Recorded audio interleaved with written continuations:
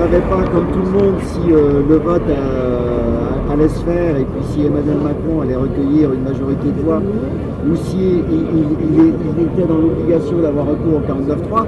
Donc pour nous, c'est pas forcément une surprise. Écoutez, effectivement, aujourd'hui, c'est grave ce qui s'est passé à l'Assemblée nationale.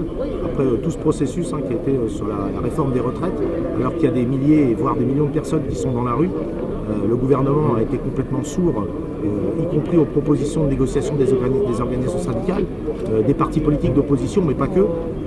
Il a fait en sorte d'accélérer tous les débats, de faire un vote tronqué au Sénat. Aujourd'hui, on arrive, je dirais presque à l'épilogue de cette réforme, avec le 49.3 utilisé à l'Assemblée nationale. Ce gouvernement qui est si arrogant n'a même pas une majorité pour voter un texte sur un sujet aussi grave et aussi important pour les Français et pour leur avenir que les retraites. À la place, je ne suis pas à la place de la première ministre du gouvernement, mais je pense qu'elle doit en tirer toutes les conséquences et se retirer. Moi, j'attendrai même pas la motion de censure ou une motion de censure.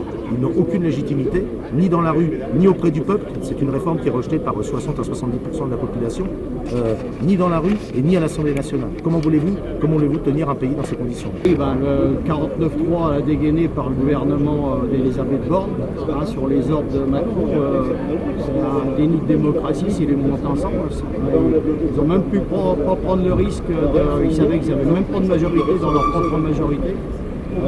Donc là, ils passent en force.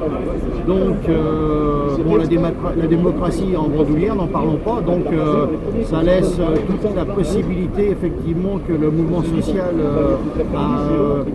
continue, voire c'est espéré s'amplifie.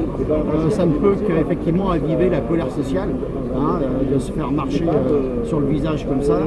Et donc là, il faut redoubler de force, de mobilisation, de radicalisation. Nous étions ce matin sur Orléans au blocage d'un centre pétrolier, central pétrolier.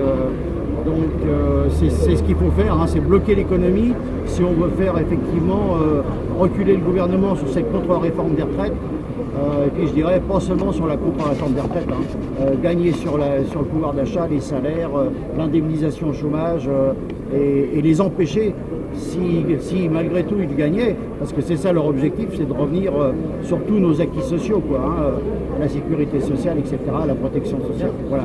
Effectivement, ce qui est en train de se passer avec l'utilisation du 49.3 par le gouvernement, c'est un coup de force contre la démocratie qui a été porté, et c'est un aveu de faiblesse du gouvernement, puisque celui-ci se rend bien compte que sur cette contre-réforme des retraites et ce vol de 2 ans des plus belles années de la vie, des gens, il n'a ni majorité dans la rue, ni majorité populaire et ni majorité à l'Assemblée.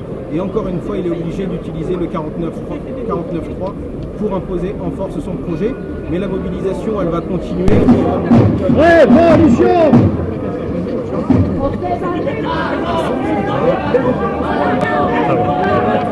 Excusez-moi. On fait 5 ans! On va rentrer!